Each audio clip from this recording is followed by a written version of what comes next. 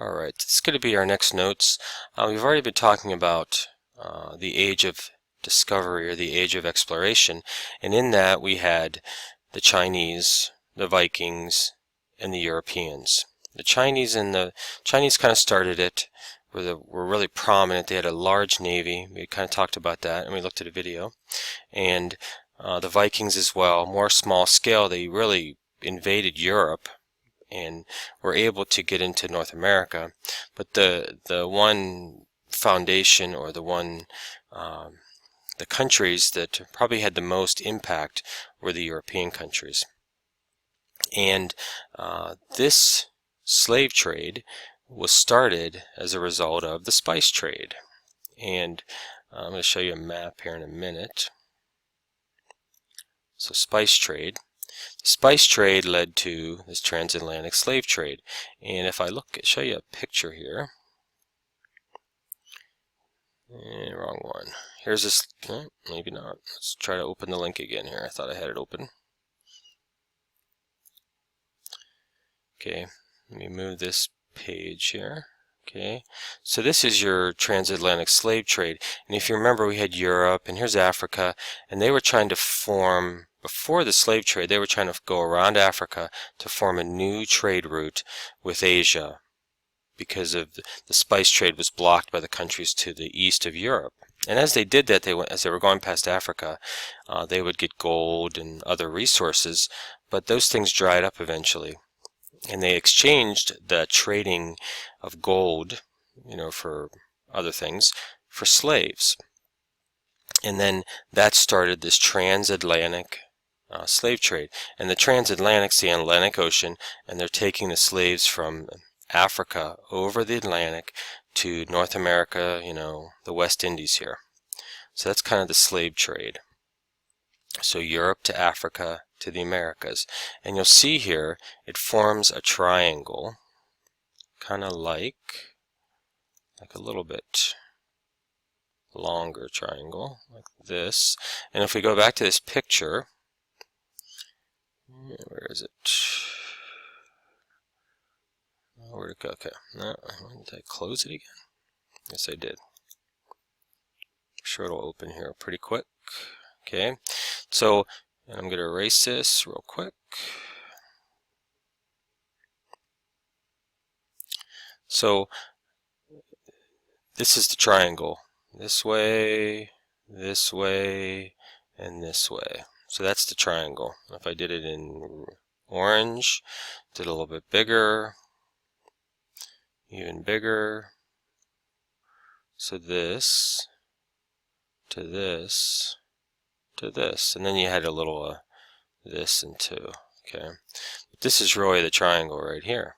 Okay, and it's from Europe to Africa to North America, South America. And if we go back to our notes here, I'm going to move this. Okay, so you can kind of see that. So that's that triangle trade. I got to move this back to the right size. Okay, so it's kind of like a triangle. And this started about the 15th century. And as I said, they were initially trading for gold in Africa, but they eventually stopped trading so much of that, and they switched then to slaves. Now, this is already a common practice in Africa. They were already trading slaves within Africa, okay, but not as the wide scale as the Europeans then expanded it to. And really, slavery had been going on for years, way before the Europeans started trading in slaves, but they just really took it to another level.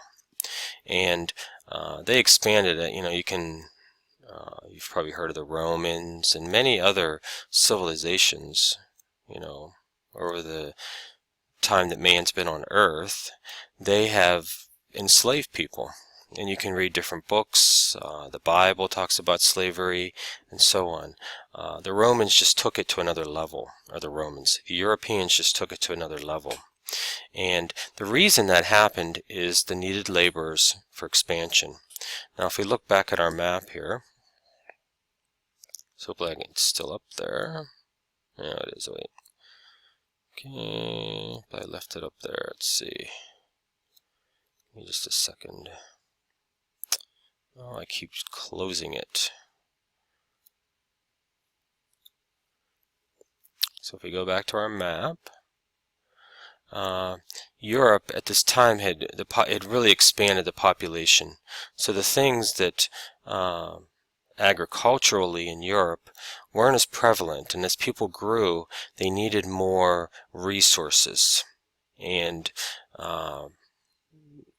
this was an opportunity to get that. So they could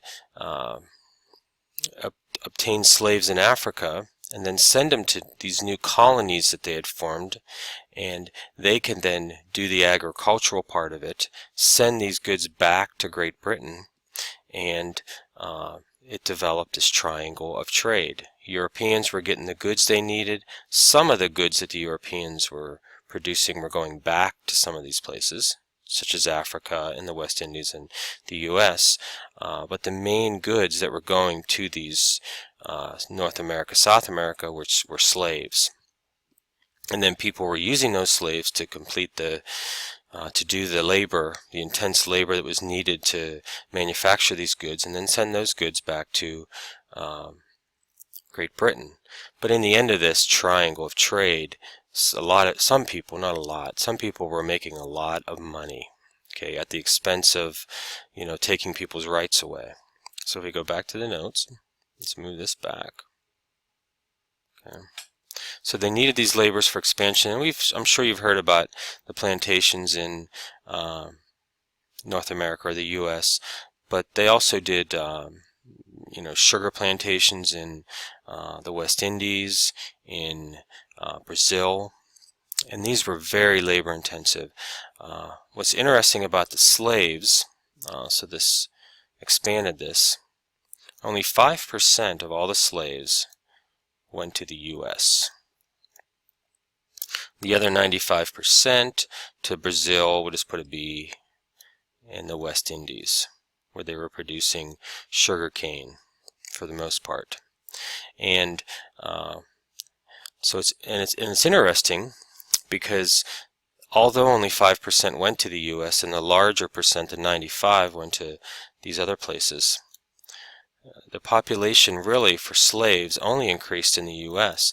and that was because the treatment of slaves was a little bit better in the U.S. and their life expectancy was a little bit longer, and they were living and having children and producing more slaves for those that owned them.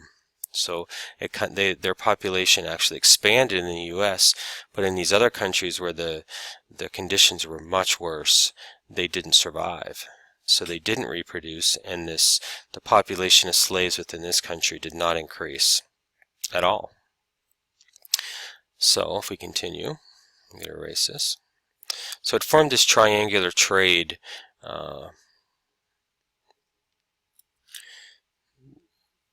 association between Great Britain or Europe, Africa, and North America.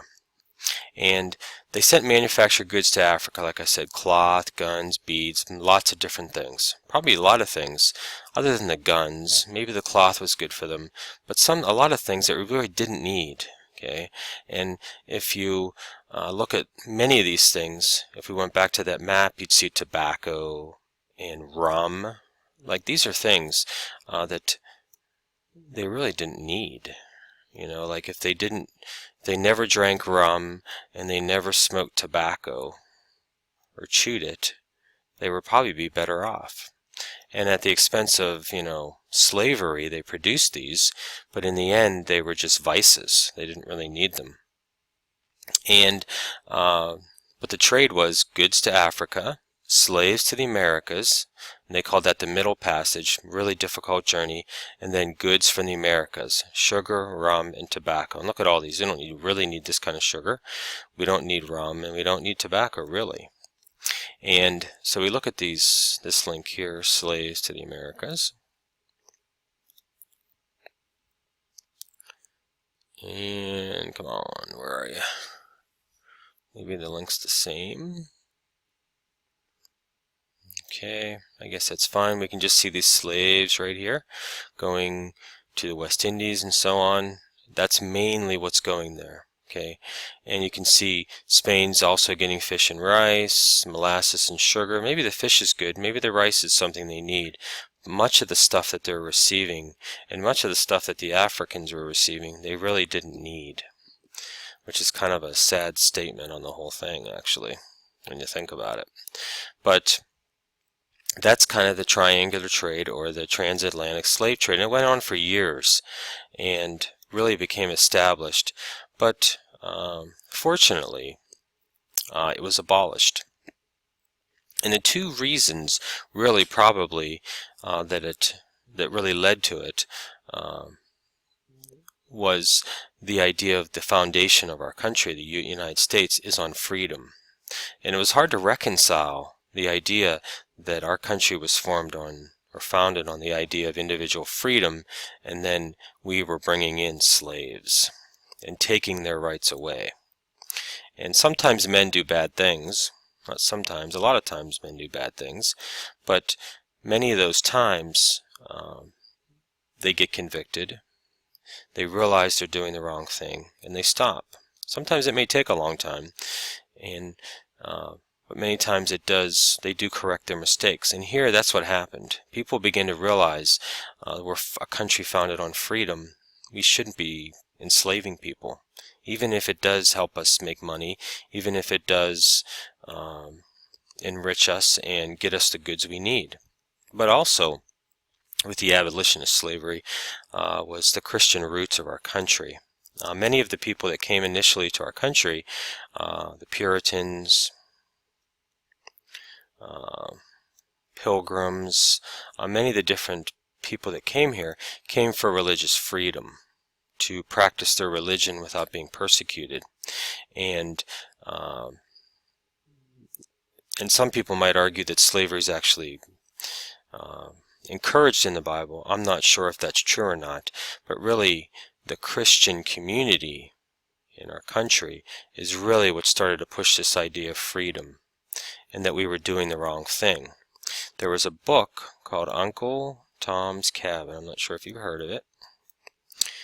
Harriet Beecher Stowe, Uncle Tom's Cabin. Some people say some really bad things about this book, but it's a book about some slaves and their experiences in the United States.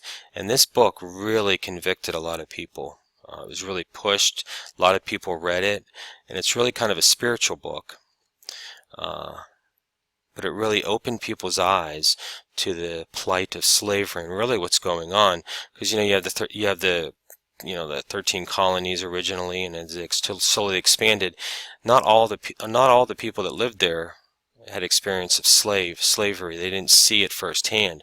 But this book helped open up the idea of what was really going on, and helped really turn the tide. There was abolitionists in England as well, and this was kind of something that was going on across the world.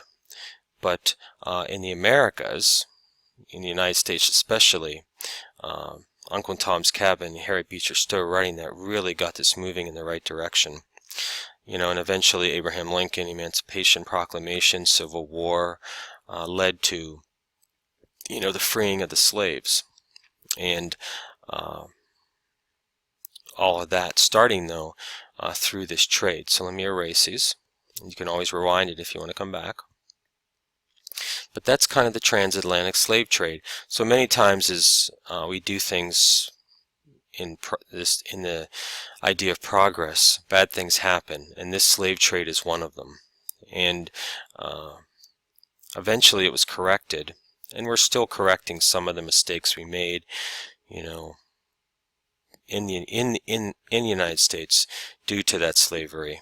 And sometimes those things take time, but they did abolish slavery, and this was stopped, this triangular trade. So that's kind of the notes on that. It's a good thing to understand this. It's a big part of our country and who we are. So make sure you annotate these, make sure you turn them in, and I'm sure we'll be watching a video on this as well. And hope you understand and have a better understanding what this triangular trade is. See you in class.